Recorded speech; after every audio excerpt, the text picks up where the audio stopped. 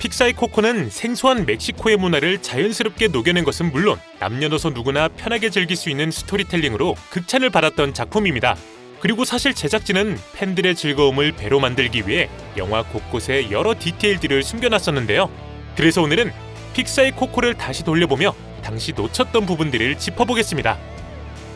우선 영화는 주인공 미겔 리베라가 자신의 가족에 대해 설명하면서 시작합니다. Sometimes I think I'm cursed because of something that happened before I was even born. 미겔은 픽사 장편 영화 사상 첫 번째 비백인 주인공이며 안소니 곤잘레스가 성우를 맡았는데요. 사실 미겔 역의 최초 캐스팅은 에밀리오 푸엔테스였지만 생각보다 영화 제작이 오래 걸리는 바람에 변성기가 와버려 어쩔 수 없이 안소니로 대체할 수밖에 없었다고 합니다. 그 대신 에밀리오는 영화 중반에 나오는 문지기의 성우를 맡았답니다. Señor, you're on in 30 seconds. 미겔은 뮤지션이 꿈이지만 음악이 금지된 가정에서 자라고 있었습니다. 이때 코코의 첫 번째 이스터에그가 빠르게 지나가는데요. 바로 피자 플래닛 트럭입니다. 피자 플래닛 배달 트럭은 1995년 토이스토리에 처음 등장한 이후 픽사의 대표 이스터에그로 자리잡은 존재랍니다. 코코의 두 번째 이스터에그 역시 곧바로 나오는데요.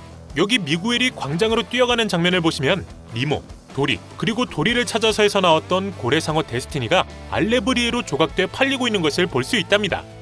이뿐만이 아니라 우디, 버즈, 그리고 마이크가 멕시코 전통 종이 인형 피냐타로서 팔리고 있었는데요.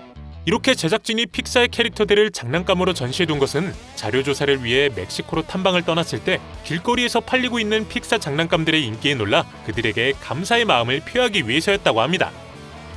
뮤지션이 되고 싶으나 가족의 반대로 엄두도 못 내던 미겔은 광장의 한 뮤지션에게 조언을 듣는데요. 하지만 이내 등장한 할머니에 의해 혼쭐이 납니다. 할머니의 슬리퍼 스매싱은 사실 멕시코 사람들에겐 매우 익숙한 문화인데요.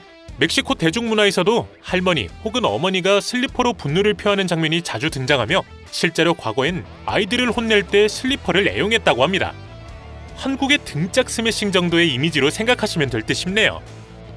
이후 할머니는 미겔을 집으로 데려갑니다. 리베라 집안은 몇 대째 신발 공방을 하는 집안이었는데요. 이들의 벽화를 보시면 1921년부터 이어져 온 공방이라 적혀 있습니다. 1921년은 디즈니에게 있어 의미 깊은 연도로 바로 월트 디즈니가 자신의 첫 번째 애니메이션을 공개한 연도랍니다. 집안 재단에는 선조들을 기리기 위해 그들의 사진이 놓여 있었습니다. 하지만 사실 선조들의 사진뿐만 아니라 거대한 지느러미를 가진 니모와 추후 등장할 이멜다의 알레브리에 페피타 역시 놓여 있었답니다.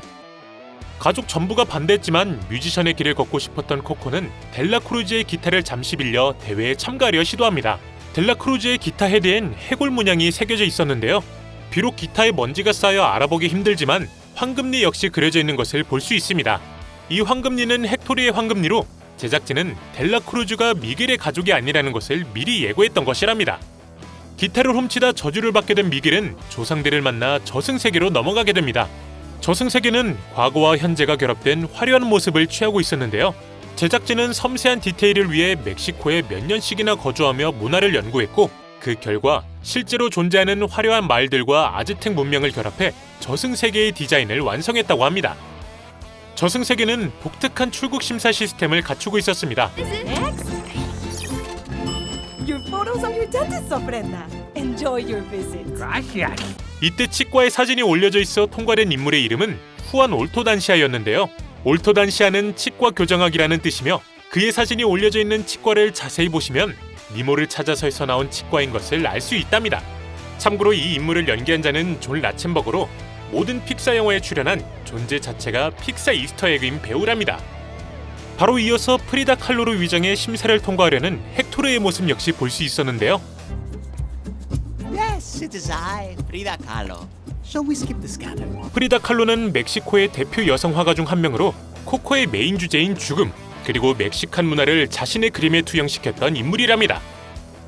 이후 미겔은 자신 때문에 출국 심사를 통과하지 못해 열이 뻗친 이멜다를 만나게 되는데요. 이때 그녀 옆 사무실의 번호는 A113으로 A113은 수많은 픽사 제작진을 배출시킨 캘리포니아 예술대학의 강의실 넘버랍니다. 이미 많은 분들이 알고 계시지만 A113 역시 픽사 대표 이스터에그 중 하나죠. 조상들조차 자신의 꿈을 만류하자 미겔은 이들에게서 도망친 후 우연히 헥토르를 만나 그와 함께 이동하기 시작합니다. 그리고 그 덕분에 실제 프리다 칼로를 만나게 되는데요. 이때 단테가 프리다 칼로의 알레브리해인 원숭이와 난리를 치는 장면을 보시면 책상 위에 픽사볼이 놓여 있는 걸 발견할 수 있으며, 프리다 칼로의 알레브리에가 원숭이인 이유는 그녀가 실제로 애완 원숭이를 키웠었기 때문이랍니다. 그리고 이때 단테가 자신의 발을 먹는 장면은 라이온 킹의 하이에나 레퍼런스가 아닐까 싶네요. 미겔은 저승에서 역시 음악대회에 참여하기 위해 행사장으로 향합니다. 이때 도시는 이미 축제 분위기였는데요. 자세히 보시면 벽 쪽에 인크레더블 포스터가 걸려있는 것을 알 수 있답니다. 또한 대회 참여자 중엔 스크릴렉스로 보이는 인물 역시 있었는데요. 토이스토리의 시드와 동일한 티셔츠를 입고 있었기에 시드의 영혼이 아닐까라는 논란이 개봉 당시에 있었지만, 제작진에 따르면 그저 같은 밴드를 좋아한 서로 다른 두 인물이라고 하네요. 델라크루즈의 진실을 파악한 리베라 가족은 헥토르의 사진을 돌려받기 위해 그를 쫓게 됩니다. 이 과정에서 이멜다는 얼떨결에 무대 위에서 노래를 부르게 되는데요.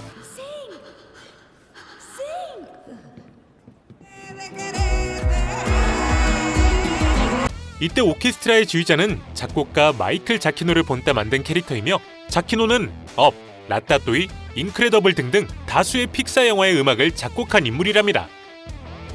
이내 저승세계의 모든 이들이 추악한 델라크루즈의 진실을 알게 되고, You're just the guy who murdered him and stole his son. I am the one who's willing to do what it takes to seize my moment. 그는 결국 이승세계에서 사망했을 때와 같이 종에 깔리게 되는데요.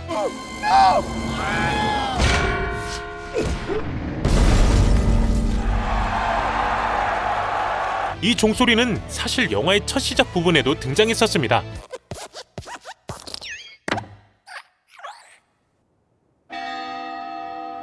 제작진은 의도적으로 영화의 시작과 끝을 종소리로 연결지어 둔 것이죠.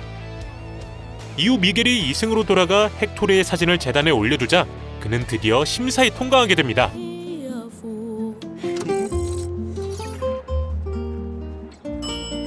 그리고 영화는 다시 화목해진 리베라 가족을 보여주며 끝이 나는데요. 포스트 크레딧 씬에는 지금까지 픽사에게 영감을 준 사람들의 사진이 등장합니다. 여기서 눈에 띄는 인물로는 왈트 디즈니, 스티브 잡스, 그리고 미스터 포테이토 역의 돈 리클스가 있답니다. Hey, look! I'm Picasso! I don't get it. You uncultured swine! 네, 오늘은 이렇게 코코를 다시 한번 돌려보며 당시 놓쳤던 부분들을 짚어봤습니다.